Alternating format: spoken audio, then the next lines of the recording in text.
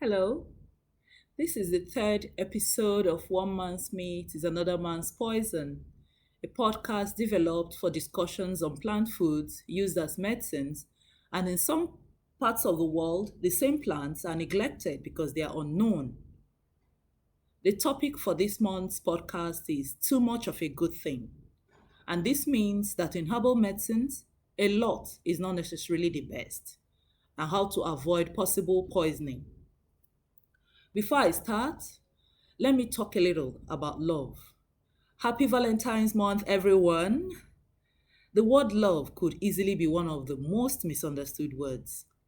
I am fascinated by the love expressed by dying for the good of another. This happens at wars, in childbearing, raising children, standing for the truth against tyranny, etc. Love can also be too much of a good thing when it is abused or redefined to mean oppression of another. So, the rose flower, a symbol of romantic love, also has medicinal importance. There are scientific evidences that the ethanolic extracts of the plant function as antidepressants with hypnotic effects. Some other studies show that other types of extracts from the same rose plant have anti-diabetic and antimicrobial potentials. So you must agree with me that the rose plant is the total package. Some medicinal plants are consumed as food. Example, we have the garlic, ginger, turmeric, and broccoli. Others are not edible and so are used purely as medicines, like pawpaw leaves, soursop leaves, and raffia roots. There is a vast difference in the use of these two groups of plants, and I would like us to note this. The ones that are eaten are sometimes concentrated to make medicines. For instance, adding ginger to stew or sauce is very different from making a ginger tea. And therein is the issue at hand. When the edible medicinal plant is used as food, it's not poisonous at all because humans and animals have consumed them for many, many years. But as medicines, one should always exercise caution.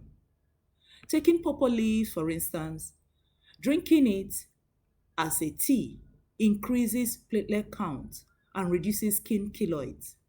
Actually, this makes the keloids to disappear over time. One should therefore not make consumption of pawpaw leaves as a daily drink for months on end. This will be abuse of herbal medicine. It's necessary to understand that one can take too much ginger or garlic or broccoli. Remember that as food, ginger and turmeric are actually spices, so very little is added to the food. There is a fad now about smoothies. They are healthy, mostly, but some vegetables contain a lot of oxalate crystals, which are reduced when the vegetable is boiled or steamed. Oxalates can lead to formation of kidney stones. Vegetables and spices are good and promote good health, but too much could be bad for the health. Essentially, in order to get the best from a very good thing, herbal medicines, they should not be misused or abused. Sometimes one hears that more is better. No, that is not true. In herbal medicines, more is not better. It is necessary to follow instructions of the experts and not think that is safe because it's natural. Many people have told me this in the past, but it's not true. It can be safer, yes, because it's natural. And usually they compare them to synthesized orthodox drugs, but it can be toxic as well. Recent findings are also showing that some people can have an adverse reaction to common plant foods. Some people are unable to take ginger, for instance.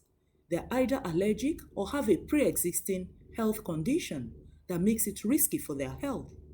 So please check with a small quantity, especially if it's one's first encounter with the plant. So now, talking about memory boosting plants, I will mention rosemary here, which research has shown to not only boost memory, but it reduces cortisol, the stress hormone, thereby sharpening concentration. It appears rosemary has a lot of good for the head, as it's also very good for hair growth. So I'll dwell more on this, the memory boosting plants, in a later episode, as there are just so many nuggets of knowledge to share.